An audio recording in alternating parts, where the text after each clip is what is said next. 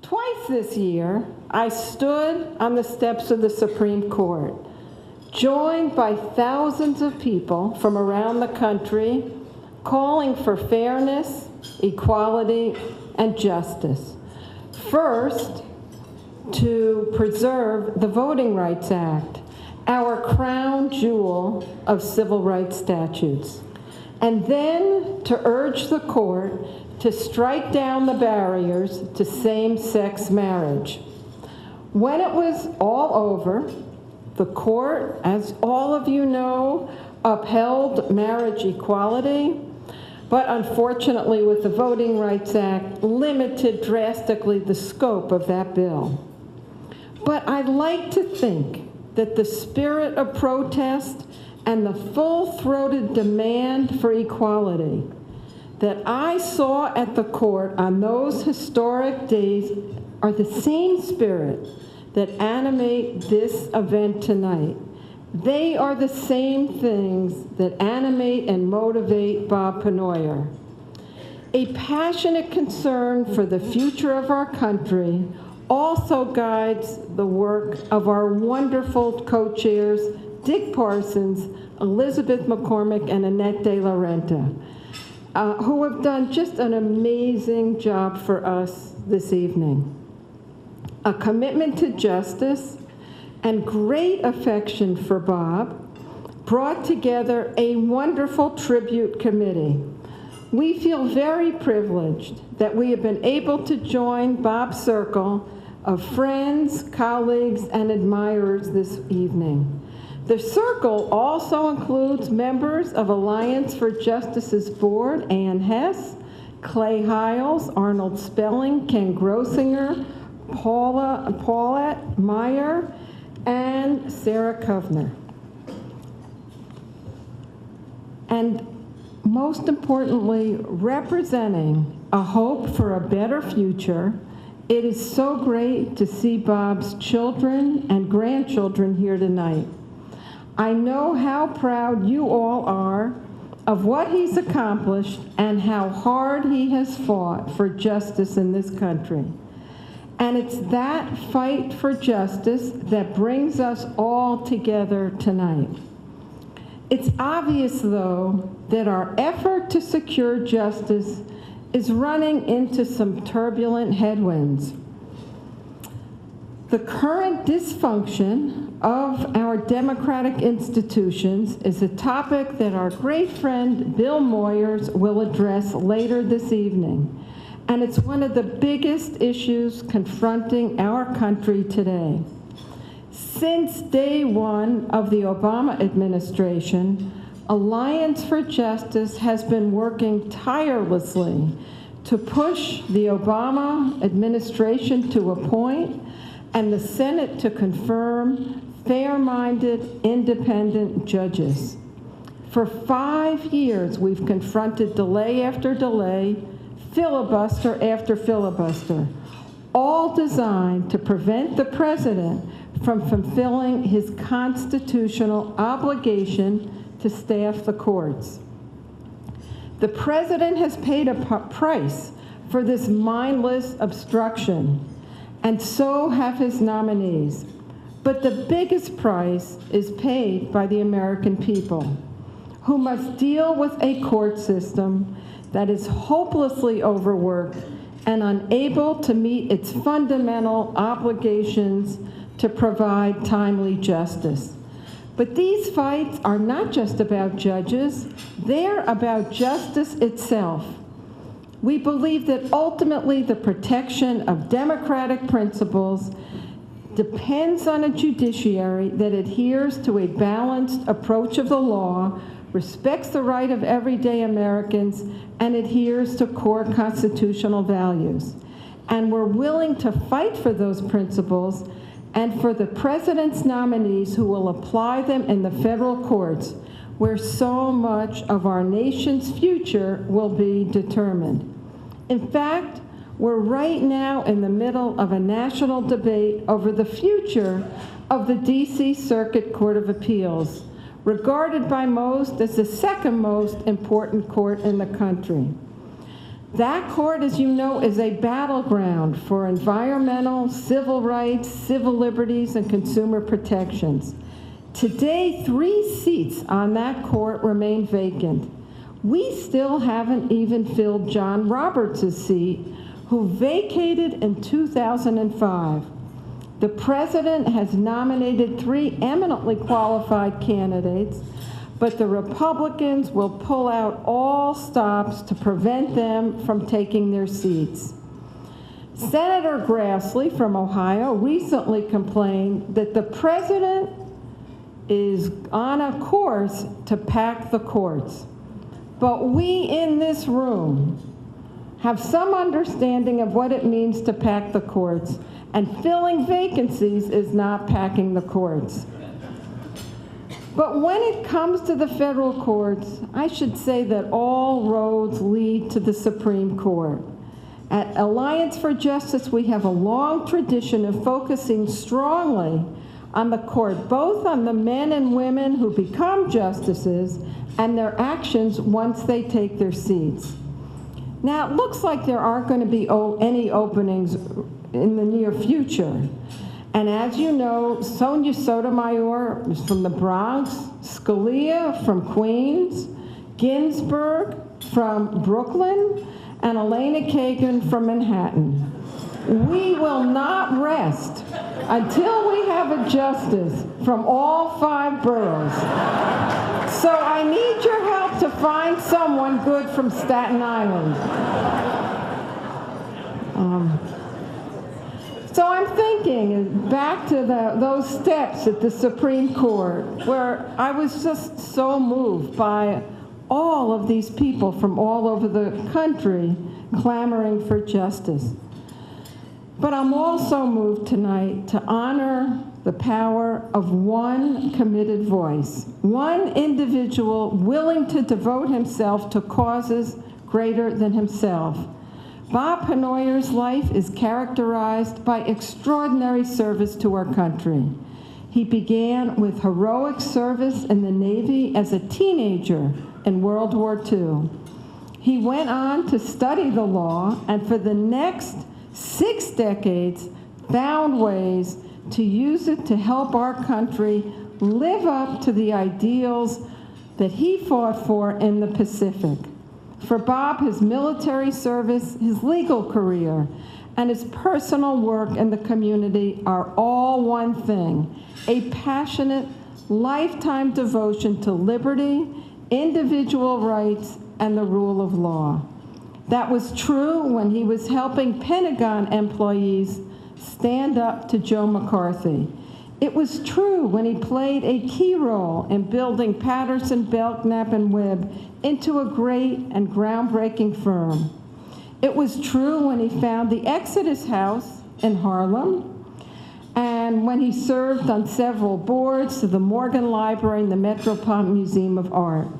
And it was most definitely true when he helped write the amicus brief challenging the government's right to hold detainees at Guantanamo indefinitely without access to lawyers.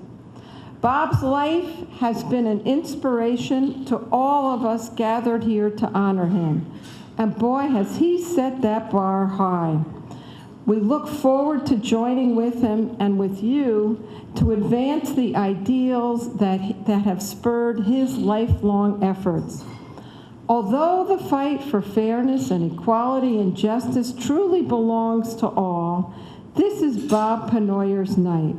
On behalf of the Board of Directors and all members of Alliance for Justice, I'm so privileged to honor his lifetime of service to the nation by presenting him with the 2013 Champion of Justice Award.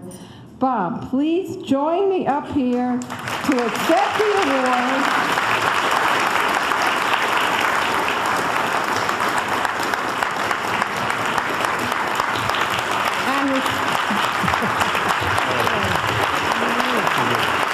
All right, this is you.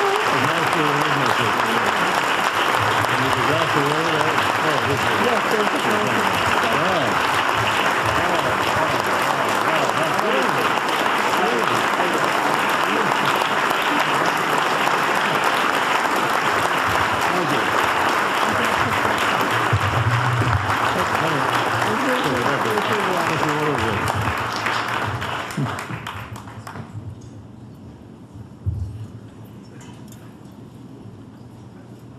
Thank you, Nan. This is overwhelming. All of you here tonight are the story of my life. Friends I worked with, played with, and laughed with from every decade, from the 1930s, right down to my youngest grandchild, 12-year-old Gigi, who skipped her homework to be here tonight. Hi, Gigi. Tonight's award really belongs to all of you. I'm only a proxy for each of you and what you have done and are doing for the community and the nation. First, I want to thank those who made tonight possible. Annette De La Renta, who has that rare touch of magic, for her incredible kindness and our delightful friendship for over 40 years. Elizabeth McCormick, a legend in this town, still making history, guiding philanthropy for the good of the nation. My great friend, Dick Parsons, one of the nation's leading citizens, who made his mark in government, law, and business. He and his wife, Laura, became close friends of mine and my family when he came to our firm 30 years ago, and he has been incredibly helpful in making tonight a success. Bill Moyers, my hero, the conscience of the nation. My extraordinary family, who came from near and far to make sure I behave. Friends from my firm, whose record of pro bono service and diversity put the firm again this year in the top 10 of 550 firms nationwide rated by the American Lawyer. Friends who have given a lifetime of public service to the Metropolitan Museum and countless other cultural and community-based organizations that make this city great. And friends from countless political campaigns as far back as the 1960s that made a difference. When Vicki and I were bringing up our young children, we told them they had the right to be wrong. I hope they and you will give me the same latitude tonight. It will come as a surprise to none of you that I have some very strong views about where our country is going. I am particularly concerned that the First Amendment separation of church and state and our independent judiciary are under siege. I'm sorry. Most of you are not old enough to remember that night in 1960 when John Kennedy, the first Catholic candidate for president, told the nation, quote, "I believe in an America where the separation of church and state is absolute, where no religious body seeks to impose its will directly or indirectly upon the general populace or the public acts of its officials." What would Kennedy have said of the relentless campaign waged by the religious right over the past 30 years to impose the right to life on the nation? What would he have said of the 43 laws enacted so far this year across the country restricting access to abortion? It is time for the nation to confront the truth. The right to life is a religious doctrine that affirms that terminating a pregnancy from the moment of conception is murder. The Constitution protects the right to believe that doctrine, but this is America. Our greatest bulwark of freedom is the separation of church and state under the First Amendment's mandate that Congress shall make no law respecting an establishment of religion. The same mandate applies to the states. Those conspiring to impose the right to life on their community, on their state, and on the nation are enemies of the Constitution. Who are they? They are found in high places. The Catholic hierarchy and some evangelical Protestant denominations who for years have lobbied Congress and state legislatures to enact bills banning abortion. The Republican Party, which at last year's National Convention adopted a platform committed to banning abortion with no exception. Each of the 9 Republican candidates for president who at last year's debates promised, if elected, to ban abortion without exception. To qualify for the Republican nomination for president, they promised to be traitors to the Constitution. Every member of Congress and state legislatures who, behind a smokescreen of rhetoric about protecting women's health, votes to put the right to life into law by enacting bills intended to destroy women's right to terminate an unwanted pregnancy. And some justices of the Supreme Court who want to overturn Roe v. Wade, knowing that would trigger the enforcement of laws criminalizing abortion in 33 states. The persecution over the past 30 years of women who do not conform to church doctrines on abortion and contraception has polarized the nation and revived the sectarian strife rooted in the 18th century, when the colonies persecuted anyone who did not conform to the religion adopted by the colony. That strife will continue until those who conspire to impose the right to life on the nation are forced, with the help of the courts, to accept this simple truth: the Constitution takes precedence over any religion's right to life doctrine. The strife will continue until they accept that truth, because millions of patriotic Americans with my Episcopal Church, other denominations, and no denomination, who believe that a woman has the moral right to terminate an unwanted pregnancy before viability, will never, I repeat, never surrender our beliefs to the encroaching tyranny of the religious right.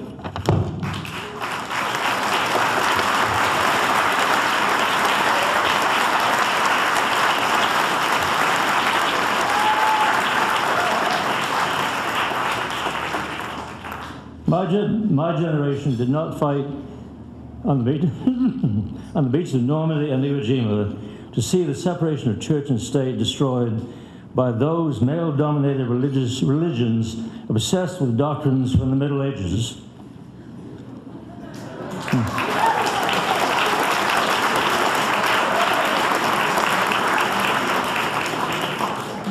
And so, with the help of Americans of every race, creed, and color, we will break the religious right's grip on government by electing candidates, including courageous women like Wendy Davis, to every level of government, from school boards to state legislatures, state houses, Congress, the Senate, and the White House, candidates who will defend the separation of church and state, will oppose bills that put government in control of women's bodies and destroy access to safe abortions, and who, by their appeal to reason, by the power of their example, will help lead the nation forward under a new battle hymn of the Republic, trampling out the Tea Party where the grapes of wrath are stored.